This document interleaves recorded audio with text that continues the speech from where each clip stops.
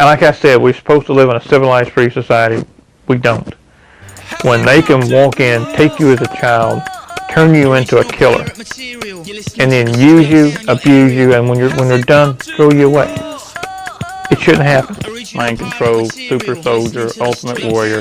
They started putting it all together into one project, and that's where they got me. My kicks in my right leg were 120 miles an hour. My punching power was well over 18 to 1,950 foot-pounds. That'll bust concrete blocks. Somehow my name got mentioned, and the guy said, Dave Corso, he described me down to the tattoos to Don. He said that was the best Marine Corps sniper in Vietnam. And I have absolutely no knowledge of it. And we were pinned down by extremely heavy fire. When this chopper lands, and these 12 kids get out, look around, join hands, and there was this blinding flash. And retired. Retired from telecommunications. An envelope had been opened in my mind, or a doorway, if you would. It took a while for those memories to resurface, and so I could figure out where I had saw them in June of 1967. We were actually in Cambodia on a little operation, helped get some American Special Forces troops out of a bad valley. And we were pinned down by extremely heavy fire. When this chopper lands, and these 12 kids get out, look around, join hands, and there was this blinding flash. They got back in the chopper, and in the doorway of the chopper was a gentleman in a green uniform, like an army uniform, fatigue. And we talked to the Special Forces team later. We asked, what did you see? And they said, all we saw was a blinding flash, and there had to be at least 2,000 or more Viet Cong and North Vietnamese regulars and Cambodian communists that were just simply dead. And that's the only thing I remember of it is the blinding flash. But there was this little kid with a huge, white kid with a huge... You saw these kids in the field. You saw these people die. Do you know? Afro. And this little girl, very dark-skinned, that was beside him. Once when I was 12 years old. Okay. Actually, we weren't in Vietnam, we were in Cambodia. We weren't supposed to be in Cambodia. A Navy SEAL team and a Marine Corps recon team were pinned down by the Cambodian Khmer Rouge. They called in for reinforcements, somebody to get them out. And I'm telling you exactly what a Marine Corps recon captain and a Navy SEAL captain told me. Now, I have my own memories of it, but I saw it from my point of view. I'm going to tell you from their point of view. I remember getting off the chopper. I remember the other 11 kids. And I remember the blinding flash, and I remember getting back on the chopper. So before the chopper landed, after the chopper took off, I don't remember anything. A black helicopter, a Huey, lands. 12 kids come off the chopper. We came off the chopper, formed a semicircle, and we all held hands. We held hands, raised our arms, and killed them all. Who did you kill? Every Khmer Rouge soldier within 20 miles. I was like the lead battery, but I wasn't the one who did the targeting.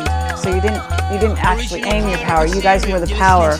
Someone else did the aiming. Was it the kids that did the aiming, or someone else completely? One of the other kids. Oh yeah. Okay. Now, did you know the other kids? Mm-hmm. At the time, you knew the kids. I know one right now. Do you? Okay. Now, is this person willing to come forward or not? Not this one, no. Are they even aware that they're one of them? Mm-hmm. Are they? Yeah. Wow. Well, I mean, we really appreciate that you're sharing this with us, because this is obviously a huge thing, and people never like to talk about the sort of negative side of the powers of the mind, but obviously this is one of the applications, and there's no reason to hide it. 12 kids. Imagine 12 batteries. You have one battery, you might get nothing. Add 2, you get a jolt. Add 3, you get a burn. Add 12, you get electrocuted. Mm-hmm. That's basically what we did. The 12 of us linked, joined up through everything, kind of the semicircle, start from the center, because I was in the center, like this, out.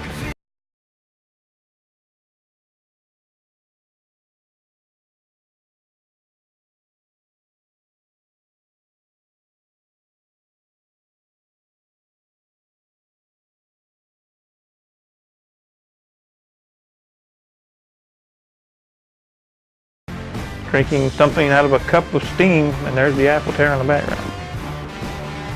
And I remember doing a job, but I don't remember what it was about.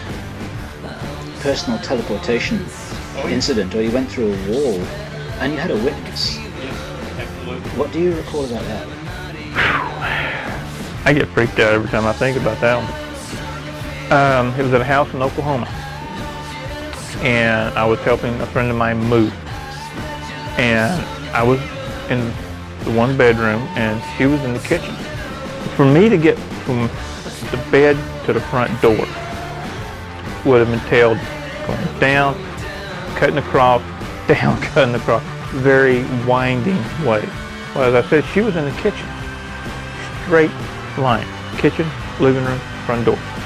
No door in between. No wall in between. Well, she was reading and doing her own thing in the kitchen, and I'm sound asleep. And her youngest son gets up screaming and goes to the front door trying to get out.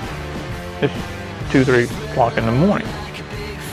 She jumps up, starts to run to get him. I hear the scream, and I remember raising up on one shoulder, in the mind, seeing the kid reaching toward the door, and I'm at the door. She said that I came through the wall in front of her, and all she could do was just stop and say, whoa. I would have to say that yes, they wiped memories. I can recall things happening back to when I was 3 years old. They got on a chopper and just flat disappeared. When I found out that my father was a CIA agent. And here's 6, 7 other kids about my age. And they're all sitting at these tables, like these kindergarten tables, sitting down low to small chairs.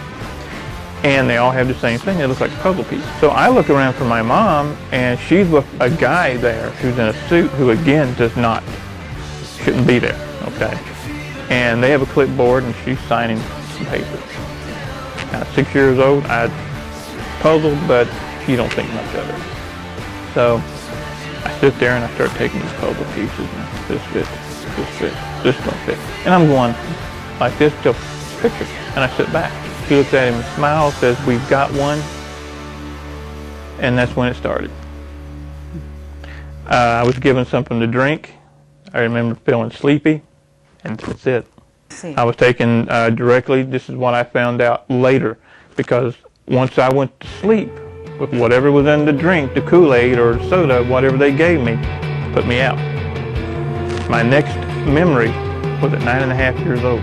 Okay, that's where the martial arts training was started. I have vivid memories of 15, 20 of us in a group with adults, and they trained us as adults. There was no kid glove, okay? 6, 7 years old, 8 years old, you got your weapons on. I mean, they beat us tremendously, but we learned. He would come in and work out with me when he was home on leave or those kind of things. And we're sparring one night, and he's a big, rough, raw bone guy, okay? You know, he's going to go in a bar and wipe half of it out and everybody sweat. So we're sparring, and I did a technique that when he came up off the floor, he's angry, bumfuzzled.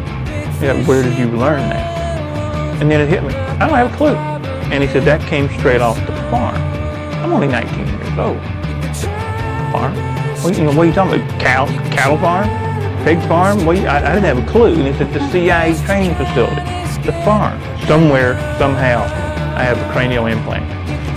And I say this because I have it on film. Now, do you have the cranial implant to this day? It's still there. It's just, from what I understand, it's not working. I haven't had the blackout spell and be gone for 3 or 4 days or a week with no memory. Okay. They stopped. This one is dead center in the brain. It looks like a grain of rice, and it's just dead center in the brain. So can you tell us what abilities you have? Physical ones, yeah, I've kept. The paranormal abilities, I have kept some. The main paranormal abilities come out when the alternate personality comes out. That's one of the things that they did to us. They gave us alternate personality. So we were trained in the alternate personality, far see what events in real time.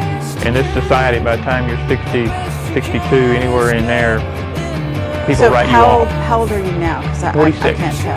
You were Special Forces? I was in a group that didn't exist. What were you called? Green Berets? Black Operation. It was in Vietnam 14 campaigns. Now, and what is the reality? Memories that are trying to either I'm intentionally blanking or they have been blanked extremely well. Because we know that the government can plant false memories, wipe out your memory, you do a whole complete wipe. Now, if that happened to me, I don't know.